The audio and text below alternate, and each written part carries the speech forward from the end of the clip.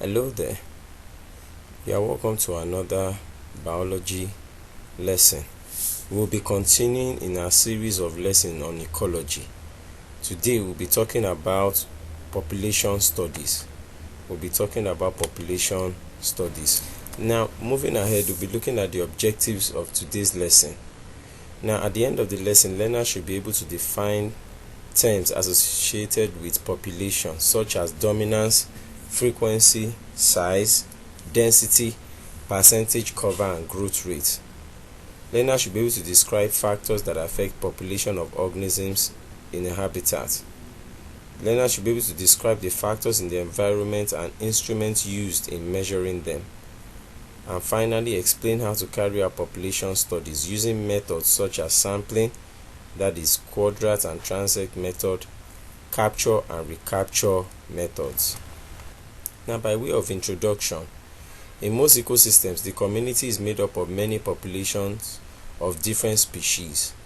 In population studies of the habitat, the following are usually considered: the types of organisms found in the habitat, the dominant species in the habitat, and the population characteristics. Now, moving ahead, we'll be looking at the population characteristics. Now, there are some terms that you have to familiarize yourself with when dealing with population. Number one is population size. Now, this refers to the total number of organisms of the same species in a given habitat. Population density describes the number of a particular organism per unit area or volume of the habitat or quadrat area. Now, population density is population size divided by the area of habitat. That's how we find population density. Population size is determined by multiplying the population density and the area of the habitat.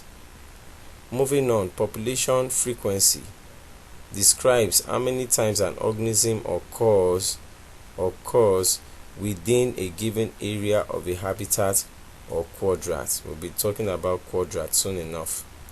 Percentage cover describes how much space an organism occupies in a given area when expressed in percentage. While population growth rate is the net result of natality and mortality in a given habitat. Now, moving along, we'll be looking at the various factors that affect population. Now, we have natality, which is the birth rate. Natality is the amount of births that occurs in a habitat within a certain period of time. Now, this one increases the amount of birth rate is a factor that increases population of organisms in a certain habitat. Mortality deals with the death rate. Now, if the death rate is greater than the birth rate in a given habitat, it will cause a reduction in population. So mortality decreases population size. Now, another factor is migration. In this case, emigration and immigration. Emigration describes the movement of organisms outside a particular habitat due to unfavorable conditions such as lack of water, food, or heat. It can lead to organisms leaving a certain habitat. So emigration reduces population size of a particular organism, while immigration describes the number of organisms that enters into a habitat at a given period of time. Immigration increases the population size of organisms. Now, availability of food. Now, once there is food, abundance of food in a certain habitat, it will bring about increase in the population of that organism. But if there's scarcity of food, it will reduce the population size of organisms. Now, climatic factors, seasonal changes. Now, unfavorable climatic factor will lead to reduction in the population of living organisms. But if the conditions are favorable, it will cause increase in population size. Now, breeding periods. Now, breeding periods, obviously, if the breeding period is favorable, then of course it can lead to increase in population size. Now there are some organisms that will have to leave the habitat during the breeding period, which can lead to decrease in the population size. Now natural disasters such as earthquakes, floods, fires, droughts will lead to decrease in population size of certain organisms, because these catastrophic events like the ones that I mentioned, flood, fire, drought, volcanic eruption, will lead to the destruction of living organisms in a certain habitat, which will drastically reduce the population size. Now you can see there are other biotic factors that can lead to increase or decrease in population size. As you can see here, we've talked about food availability. Disease will definitely cause a reduction in the population size. Parasites will lead in the reduction of population size. Competition affects population size, and predation also is one of the biotic factors that affect population size. Now moving along, we'll be looking at the various abiotic factors and instruments of measurement. Now I have a few here. I have 3 here. Temperature. Thermometer is used to measure temperature of a particular habitat. Light, we use light meter or photometer. To measure the pH of the soil around, we use a pH meter. And there are other factors like rainfall, in which we use rain gauge in measuring the amount of rainfall in a habitat.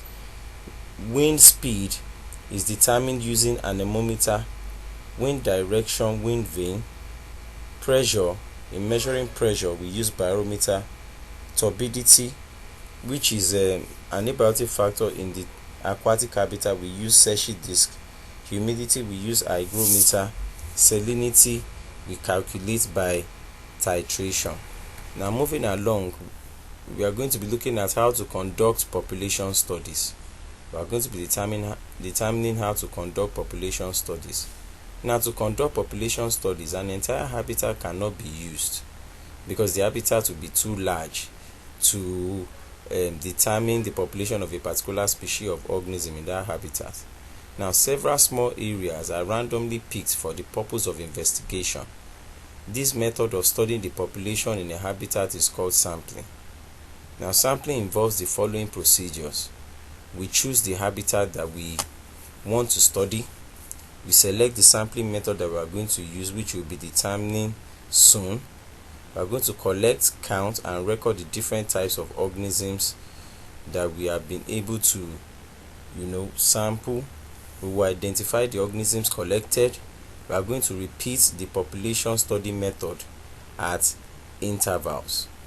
Now moving along, we are going to be looking at the various sampling methods that are used in determining the population size of various organisms.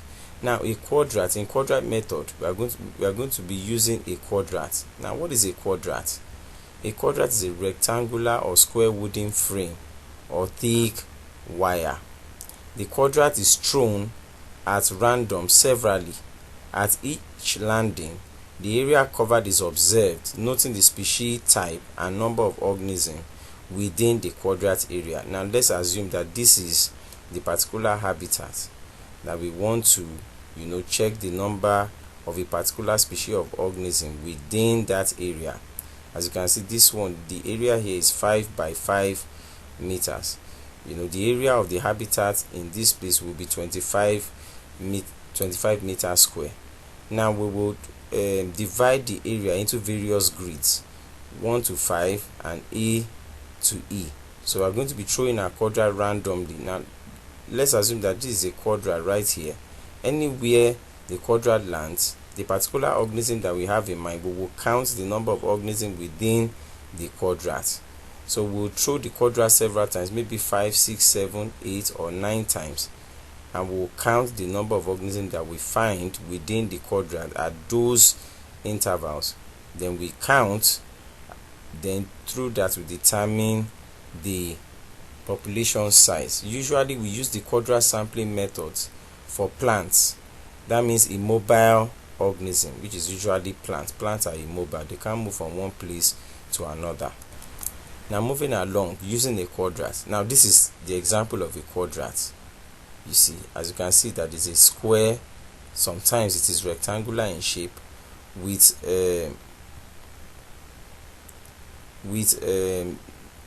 some twine or wire in between. So now, in using the quadrat, as I explained earlier, as you can see here, when the quadrat is thrown, everything that is found within the quadrat is the one that is counted.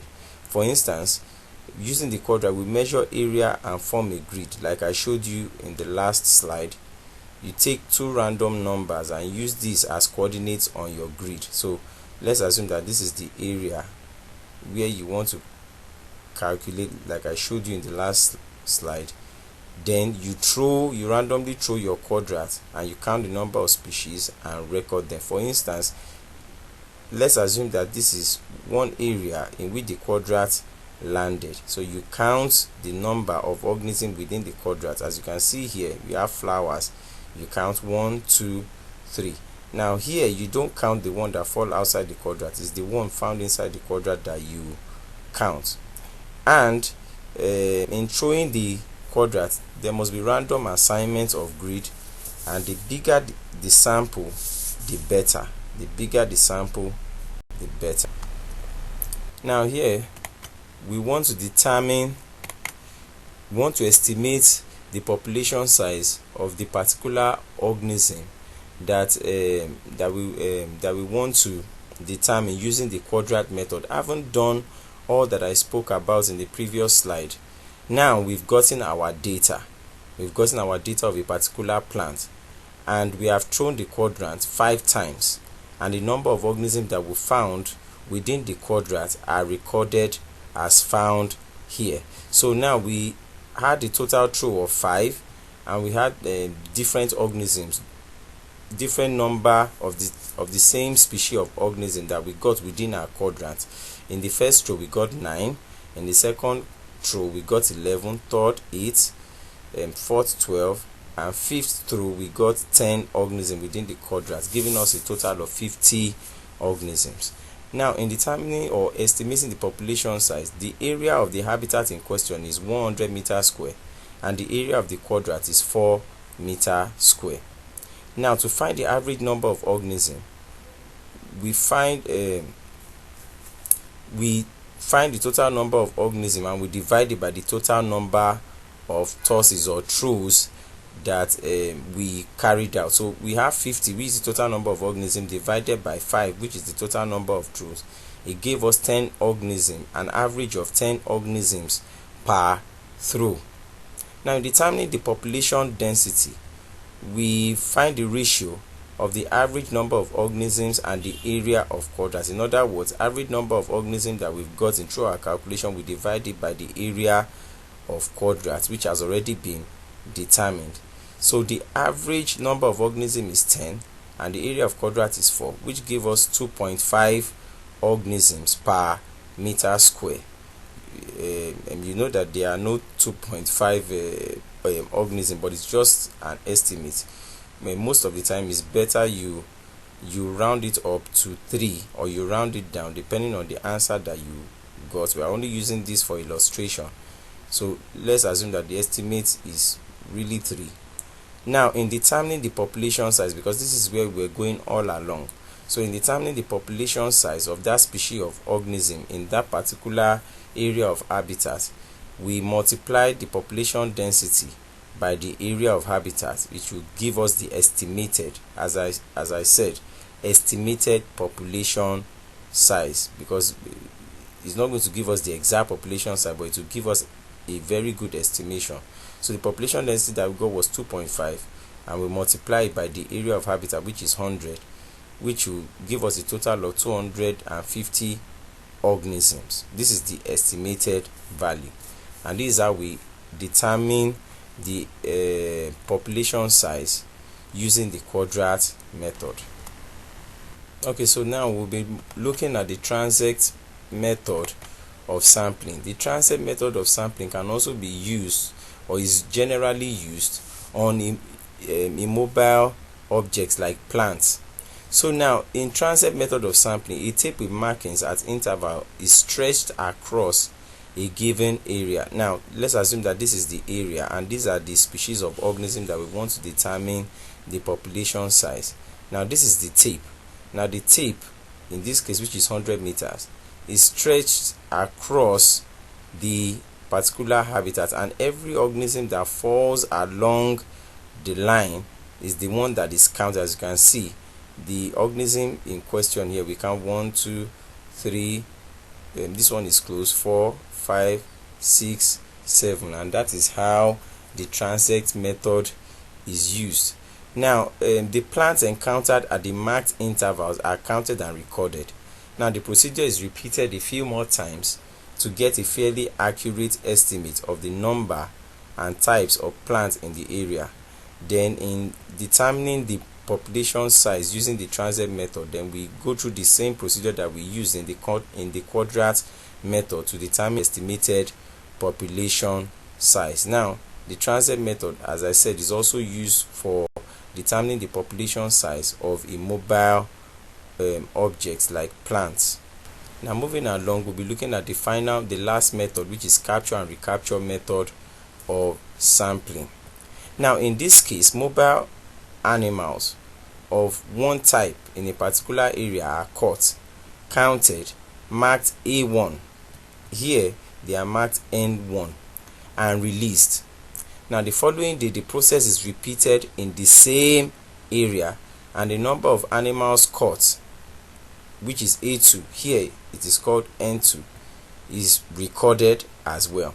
Now the thing is that in the second or the repeated capture, A2 will have some of A1. In other words, the animals captured the next day may have some of the ones that have been captured and marked in the first day. So the one that are recaptured the second day will be termed, which was captured in the first day, will be marked A3, in this case to be marked N3. Now looking at this picture, it gives you a fairly good idea of the capture recapture method. Let's assume that this is a particular population. Let's assume that this is a grassland or a tropical rainforest. Now in our first this purple circle shows us the total population. The N1 here talks about all the animals all the mice that were captured during the first day. Now the N1 here is 1, 2, 3, 4, 5, 6, 7, 8. 8 mice were captured during our first attempt. Now, which is this blue circle. Now the second attempt, usually when we catch them, we mark all of them. Now the second day, during our second capture, we captured 1, 2, 3, 4, 5, 6, 7, 8 as well. But in the second capture, the ones that were marked during our first capture are 1, 2. So in this case, our N1 will be 1, 2, 3, 4, 5, 6, 7, 8. Our N2, which is synonymous to A2, will be 1, 2, 3, 4, 5, 6, 7, 8 as well. While our N3, which was part of the recapture, is 1, 2. I hope this is clear, because this is the best way that I can explain the capture recapture method to you. Now in order to estimate the population size, we use what we call the Lincoln index. Yes, to determine the estimated population in that particular habitat for our organism, we use the Lincoln index. The Lincoln index, we multiply A1 and A2 and divide our product by A3. Now this formula is called the Lincoln index. For example, in day 1 we captured 200 mice, we marked them and we released them into the same habitat. In day 2 we captured 200, but out of those 200, 40 were marked from day 1. So to determine our A1, A2 and A3, our A1 is 200 for day 1, our A2 is 200 from day 2, while A3 is 40, which occurred in A1. It's part of the ones that was recaptured in day 2. To now determine the estimated population, we multiply the first 200 by the second 200, we find the product of 200 and 200, then we divide it by 40, which would normally give us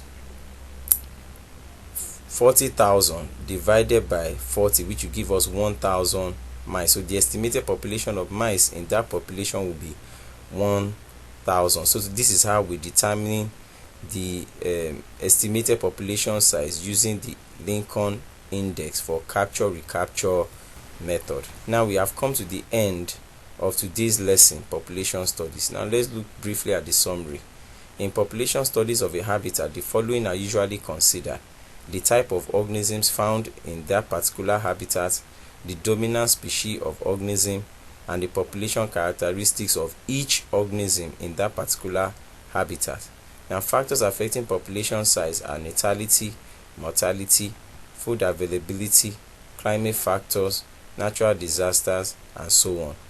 Now, population studies can be carried out using the Quadrat sampling method, the TRANSECT sampling method, and the capture recapture method. Now, before we go, I want you to pause this video and I want you to do this exercise and see how much of the lesson that you have actually learned, or the one that you have remembered. And I'll see you again in the next lesson. Bye.